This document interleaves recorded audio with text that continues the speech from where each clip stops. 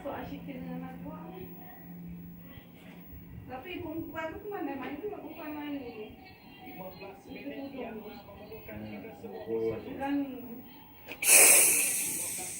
yang berikutnya yang memerlukan kita fokus 15 minit yang akan memisahkan kedua pasukan.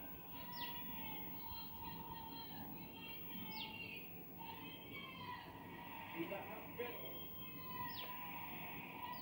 memenangi pingat emas di Kota Singa. Namun sedikit saja pada ketika itu digagalkan dengan 3 mata yang membezakan.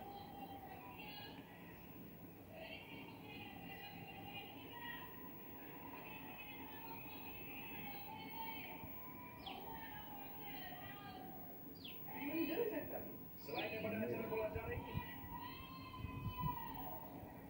kita juga akan menyaksikan acara rugby yang turut akan ada tempat akan berlangsung pada sebelah petang nanti.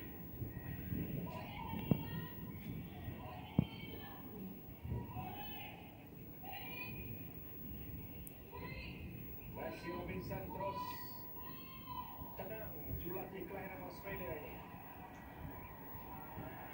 Memberikan tips-tips yang cukup penting untuk 15 minit mendatang.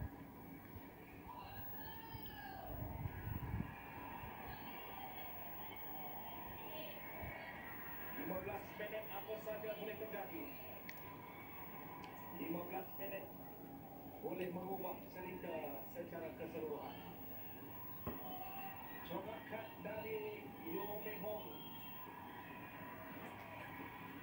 Apa lagi yang perlu diberikan fokus? Apa lagi yang perlu dilakukan perubahan di saat mereka pada ketika ini ketinggalan?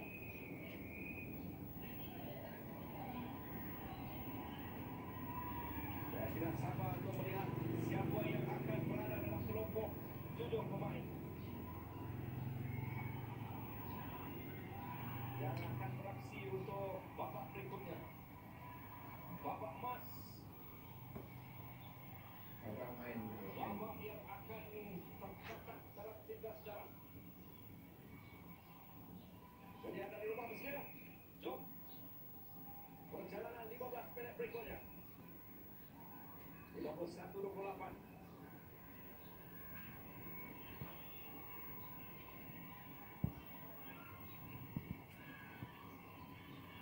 Pantas Singapura. Sekali lagi Syamil untuk mata ke-29.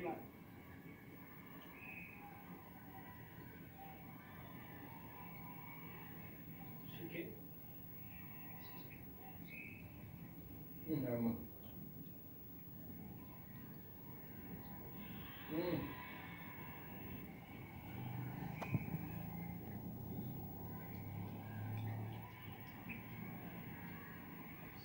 Tidak. Masih lagi mencari Shikin. Masuk.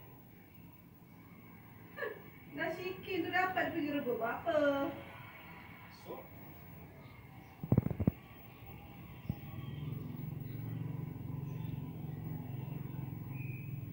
Kali ini Messi Robinson mempertaruhkan dengan Shikin dan juga El Karisma. Tidak ada kelibat Najwa, tapi sumbangan Najwa di suku yang pertama dan juga kedua cukup bermakna. Karisma mencari wapisan.